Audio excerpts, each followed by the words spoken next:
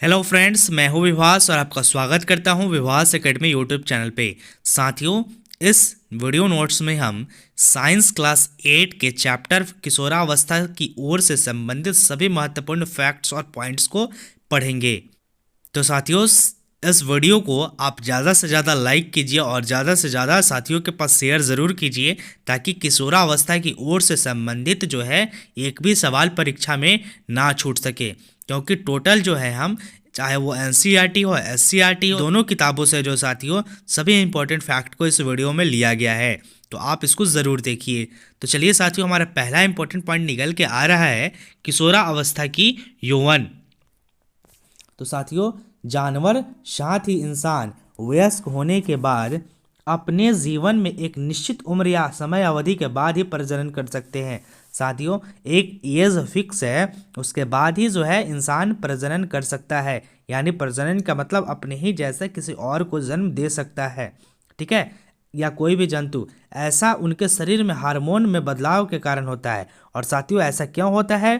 तो उसके समय जैसे जैसे समय बढ़ता है तो मनुष्य और जानवर के शरीर के में हार्मोन में बदलाव होता है, और वो जो है उन्हें प्रजनन के लिए सक्षम बनाता है। ठीक है साथियों, चलिए अब जानेंगे हम किशोरावस्था क्या है। तो देखिए, यह जीवन का वह समय है जब शरीर प्रजनन परिपक्वता की ओर बढ़ता है और कुछ बदलावों का अनुभव करता है। साथियों, एडोलसेंस पीरियड किसे कहते हैं? तो एडोलसेंस पीरियड जो है उसमें शरीर प्रजनन की ओर परिपक्व होता है और शरीर में बहुत बदलाव आता है, और बदलाव जो है किशोर जो है आसानी से अनुभव कर सकता है।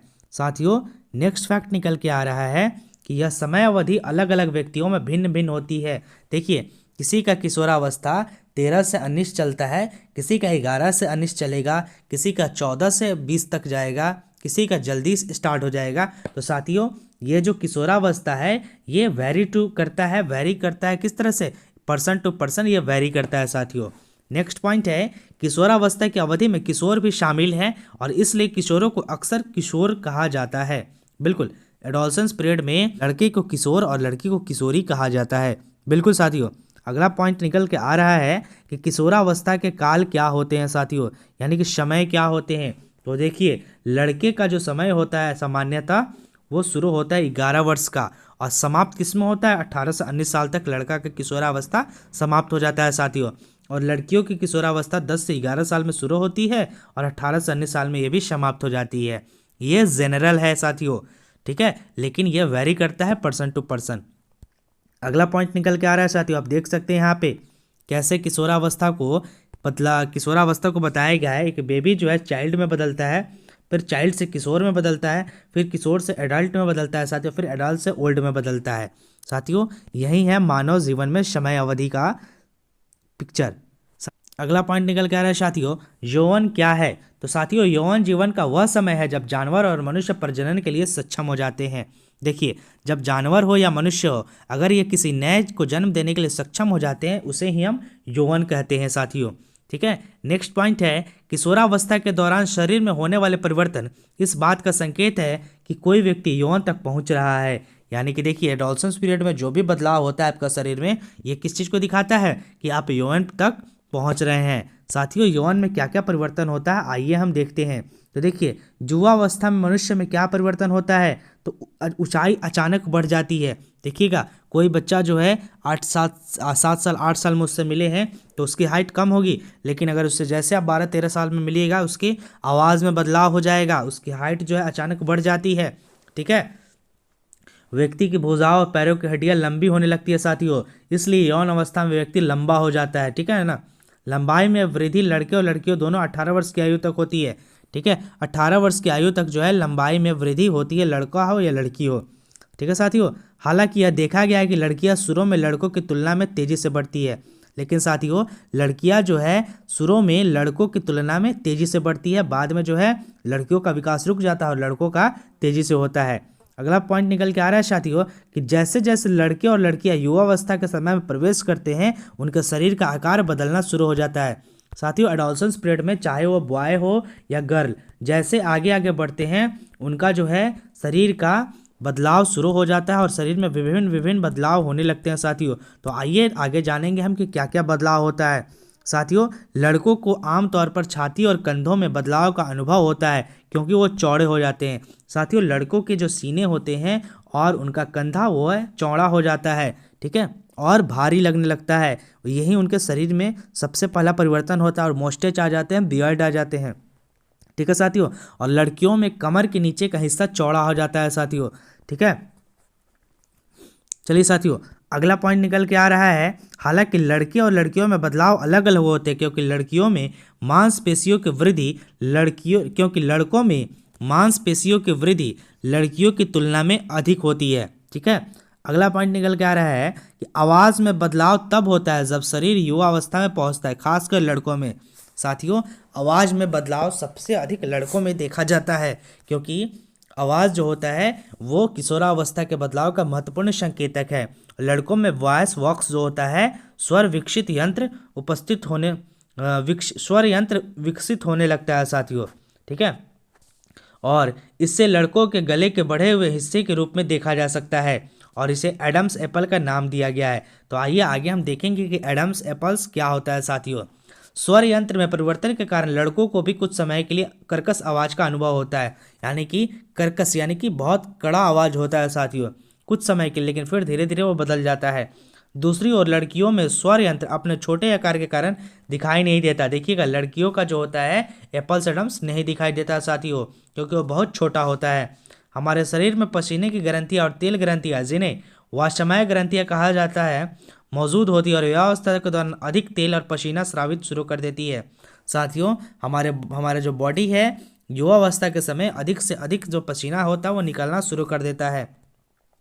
कई बार इन ग्रंथियों के अधिक स्राव के दौरान लड़कियां और लड़कों पर चेहरे और पे कील मुहासे हो जाते हैं। साथियों, अधिक हार्मोन बढ़ जाता है, उस समय ज़्यादा एक्टिव रहता है, इसलिए किशोरावस्था में प्रत्येक को चेहरे पे कील मुहासे ज़रूर हो जाते हैं, ठीक है। आपको भी हुआ था साथियों। तो ये सब बदलाव होता है। अगला पॉइंट है साथियों, जब तक लड़कियों और लड़के युवा अवस्था में पहुंचते हैं तब तक प्रजनन अंग पूरी तरह से विकसित हो जाता है साथियों और यौन पुरुष में शुक्राणु का उत्पादन शुरू हो जाता है। देखिए, अब आपसे यहाँ से सवाल पूछ सकता है कि पुरुष में क्या उत्पादन होता है, तो शुक्राणु का उत्पादन होता है।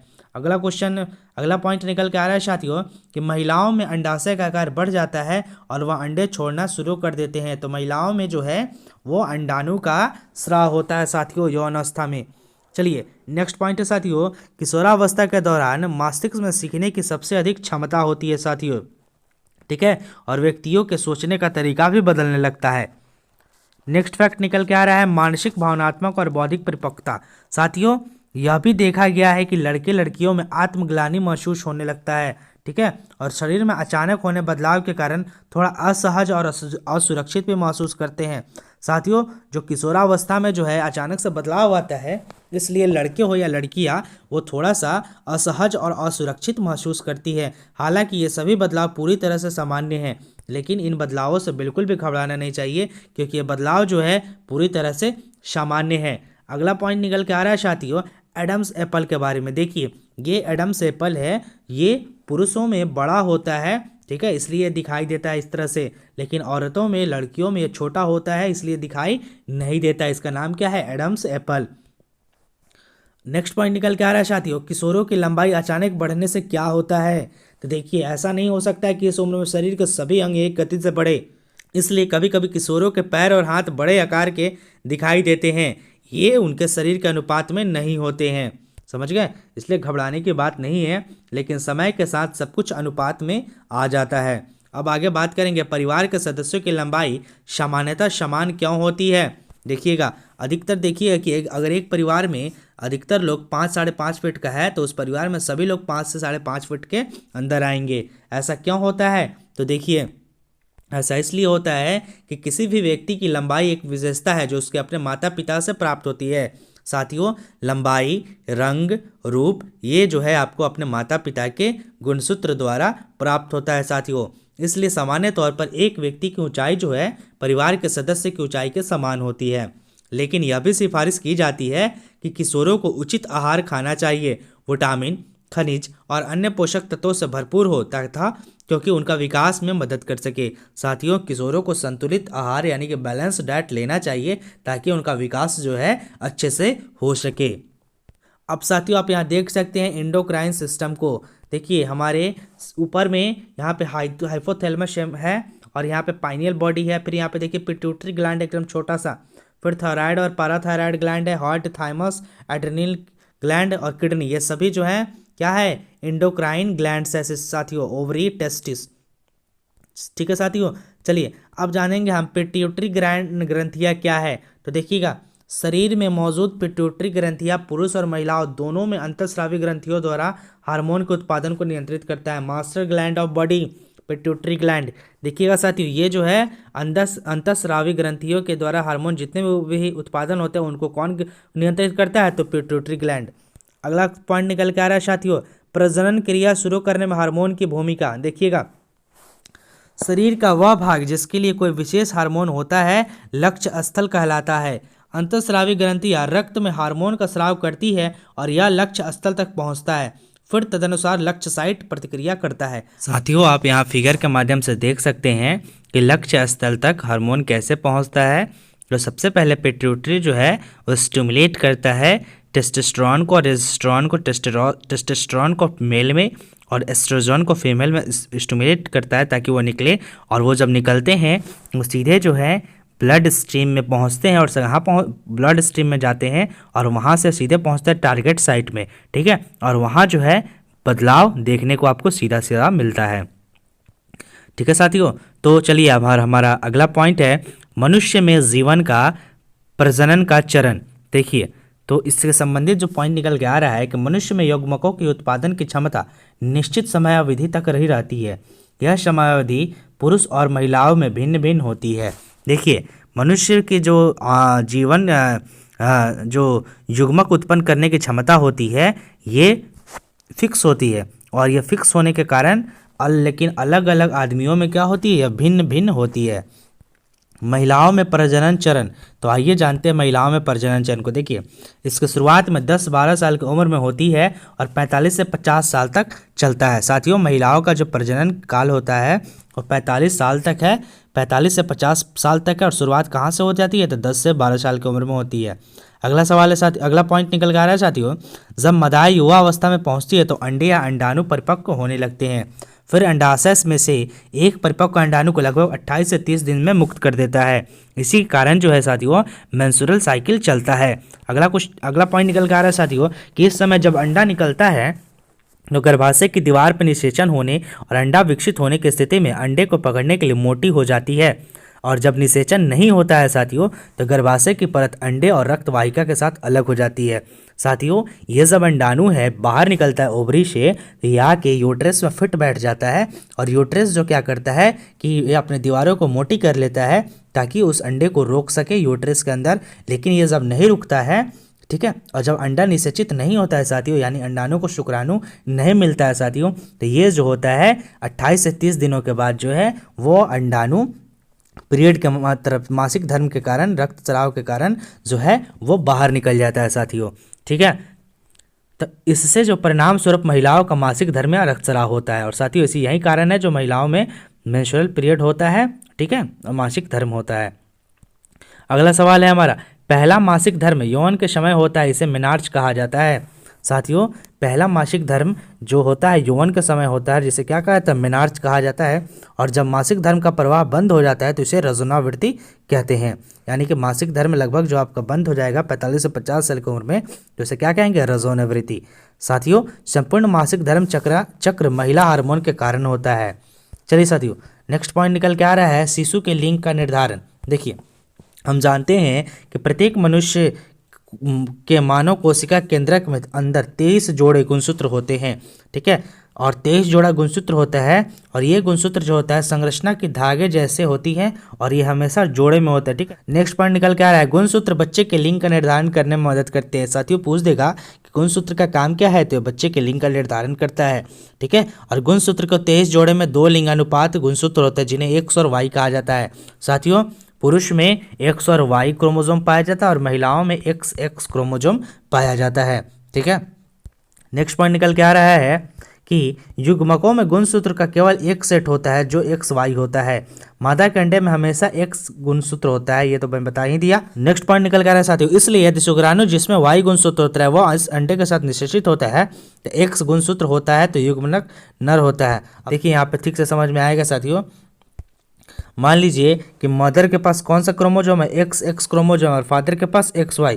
तो X और Y दोनों क्रोमोजोम नाम अलग है लेकिन दोनों क्या है, स्पर्म ही है। और मदर के पास XX है, दोनों एग है। ठीक है, तो मान लीजिए कि इधर से फादर के स्पर्म से X आया और इधर मदर के, दोनों मिलके क्या बनेंगे, XX बनेंगे। तो XX जो होगा साथियों वो फीमेल बेबी को जन्म देगा, वो जाइगोट जो क्या होगा, फीमेल बेबी को जन्म देगा।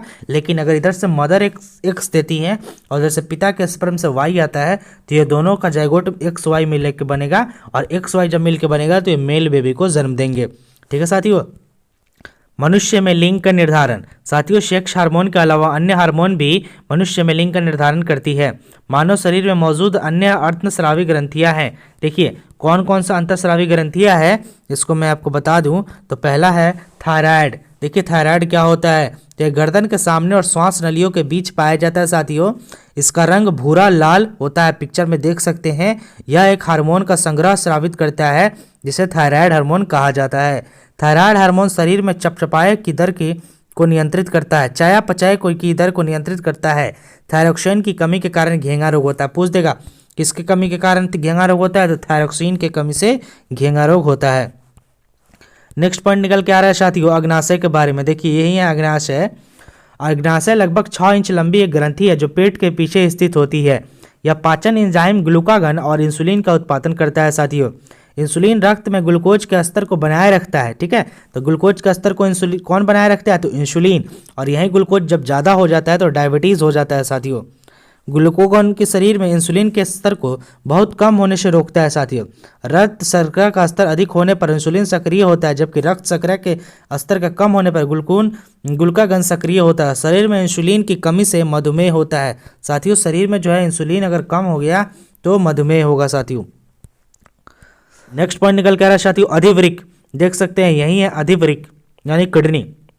देखिएगा अधिवृक्क ग्रंथियां लगभग अखरोट के आकार की होती है और गुर्दे के ऊपर स्थित होती है। यह विभिन्न प्रयोजनों के लिए मानव शरीर में 150 से अधिक हार्मोन स्रावित करती है साथियों। पूछ देगा साथियों अधिवृक्क कितने हार्मोन स्रावित कर सकती है, तो 150 से अधिक हार्मोन स्रावित कर सकती है साथियों।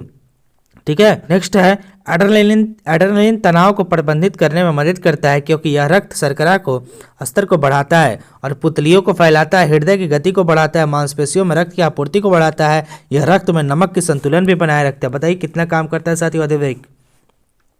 अब हमारा है साथियों पिट्यूटरी ग्लैंड। देखिए पिट्यूटरी ग्लैंड को master gland of our body कहा जाता है। पिट्यूटरी ग्रंथि को आकार जो होता है एक मटर के दाने के बराबर होता है। देखिएगा ये बहुत छोटा होता है, मटर के दाने के बराबर होता है, लेकिन इसका काम जो होता है पिट्यूटरी ग्लैंड का बहुत बड़ा बड़ा होता है साथियों। यह खोपड़ी के अंदर स्थित होता है, इसे मास्टर ग्रंथि भी कहा जाता है। तो सवाल यहाँ से निकल जाएगा किसे मास्टर ग्रंथि कहा जाता है, तो पीयूष ग्रंथि को इंग्लिश में पिट्यूटरी ग्लैंड कहा जाता है क्योंकि यह अन्य सभी ग्रंथियों के कार्य को नियंत्रित करता है। बताइए ये सभी ग्रंथियों के कार्य को नियंत्रित करता है। ठीक है, और यह प्रोलैक्टिन भी स्रावित करता है। और क्या स्रावित करता है, तो प्रोलैक्टिन जो दूध के उत्पादन का अनुकरण करता है। ग्रोथ हार्मोन व्यक्ति के विकास के लिए जिम्मेदार होता है साथियों। तो साथियों देखिए मैंने बड़ा मेहनत से इस नोट्स को बनाया है साथियों, और जो है आपका जो एक भी पॉइंट जो इस चैप्टर से किशोरावस्था की ओर से इस नोट्स को पढ़ने के बाद नहीं छूटेगा साथियों।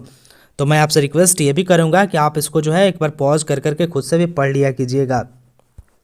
अब बात आएगी साथियों पैराथायराइड की। देखिए पैराथायराइड ग्रंथियां थायराइड ग्रंथियां के पीछे स्थित होती है। तो पूछ देगा पैराथायराइड ग्रंथियां कहाँ होती है, तो थायराइड ग्रंथि के पीछे स्थित होती है। पैराथ हार्मोन शरीर में कैल्शियम का स्तर को बनाए रखता है। यदि वो हार्मोन के अधिक उत्पादन करते हैं तो इससे गुर्दे की पथरी और भंगुर हड्डियों जैसी गंभीर बीमारी हो सकती है। ठीक है साथियों, चलिए नेक्स्ट पॉइंट है साथियों पीनियल ग्रंथि। देखिए पीनियल ग्रंथि को तीसरे आंख के नाम से भी जाना जाता है। यह मस्तिष्क के दो हिस्सों के बीच स्थित होता है। ठीक है, मेलाटोनिन के बारे में जाइए जानते हैं। मेलाटोनिन शरीर के आंतरिक घड़ी के कामकाज के लिए जिम्मेदार है। इसका मतलब यह है कि यह हृदय की लय या शरीर के सोने जागने चक्र को प्रभावित करता है साथियों।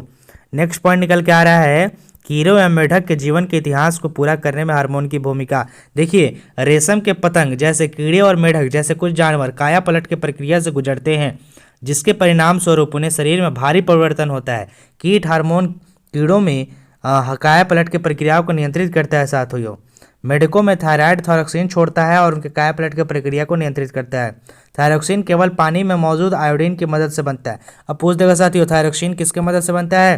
तो पानी में मौजूद आयोडीन की मदद से।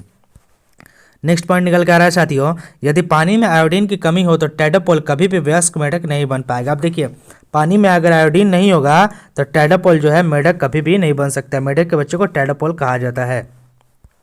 अब साथियों देखिए, किशोर को समग्र कल्याण को प्रभावित करने वाला कारक, यानी किशोरों में के जो विकास होता है उसको प्रभावित करने वाले कारक कौन कौन से हैं? तो टोबैको, अल्कोहल, ठीक है, ये प्रभावित करेंगे। और उसको अच्छा कौन करेगा? तो हेल्दी डाइट और फिजिकल एक्टिविटी, ठीक है। किशोरों के पोषण संबंधी स्वास्थ्य, किशोरावस्था में संतुलित आहार की आवश्यकता होती है साथियों, जो विटामिन और आवश्यक खनिज के साथ साथ प्रोटीन और कार्बोहाइड्रेट जैसे पोषक तत्वों से भरपूर होते हैं। इसके लिए ज़रूरत है कि समय से किशोरों में शरीर में तेजी से बदलाव और विकास हो रहा होता है साथियों। देखिए साथियों, अधिक से अधिक बदलाव हो रहा होता है साथियों किशोरों में, इसलिए जो है जंक फूड नहीं खाना चाहिए। फिजिकल एक्टिविटी कीजिए और अच्छा सा बैलेंस डाइट लीजिए। और जो है चिप्स, ठंडा, सोडा, कोका कोला ये सब नहीं पीना चाहिए, क्योंकि इसमें पोषण बहुत कम होता है साथियों और शरीर को हानि ज़्यादा पहुंचाता है। अब बात करेंगे साथियों खाद्य सामग्री के बारे में। तो देखिए, दाल और मेवे में प्रोटीन मिलता है, जो प्रोटीन जो है हमारे शरीर की कोशिकाओं की वृद्धि करता है और मरम्मत करता है। साथियों, प्रोटीन को जो है बॉडी बिल्डिंग फूड भी कहा जाता है। संतरा आंवला खाइए, उसमें विटामिन सी मिलेगा, शरीर के इम्यूनिटी सिस्टम को बढ़ाएगा। चीनी रोटी खाइए, कार्बोहाइड्रेट मिलेगा, ऊर्जा प्रदान होगा आपको। तेल खाइएगा तो वसा मिलेगा, ऊर्जा भी प्रदान होगा, ठीक है साथियों। सब्जी खाइएगा तो विटामिन खनिज मिलेगा, शरीर को स्वस्थ और रोग मुक्त रखेगा, ठीक है। व्यक्तिगत स्वच्छता भी जरूरी है। किशोरों को मानसिक और शारीरिक स्वास्थ्य को बनाए रखने में व्यक्तिगत स्वच्छता भी भूमिका निभाती है। यहाँ कुछ तरीके दिए गए हैं जो आप जिससे कि आप व्यक्तिगत स्वच्छता बनाए रख सकते हैं। देखिए, प्रतिदिन स्नान करने से पसीने की ग्रंथियाँ और तेल ग्रंथियाँ त्वचा से अधिक मात्रा में पसीना और तेल स्रावित करती है, जिससे दुर्गंध हो सकता है। देखिएगा, जो बच्चा किशोरावस्था में रहता है उसके शरीर से ज़्यादा स्मेल आता है साथियों, क्योंकि शरीर की साफ सफाई बनाए रखने पे अन्यथा जीवाणु संक्रमण होने की संभावना हो सकती है। देखिए, शरीर गंदा रखिएगा तो जीवाणु जो है आपके शरीर में अटैक कर सकता है। नेक्स्ट आ रहा है, महिलाओं को मासिक धर्म चक्र का ध्यान रखना चाहिए और उनके अनुसार खुद को तैयार करना चाहिए। नेक्स्ट है शारीरिक व्यायाम, व्यायाम भी कीजिए, ठीक है। व्यायाम न केवल शरीर को फिट रखता है बल्कि मानसिक स्वास्थ्य बनाए रखता है। इसलिए किशोरों को खेल, व्यायाम, पैदल चलना, साइकिल चलाना और अन्य शारीरिक गतिविधियों में शामिल होना चाहिए। नशीली दवाई को नहीं कहे, यानी किशोरावस्था में व्यक्ति के मन में शरीर विभिन्न परिवर्तन होता है।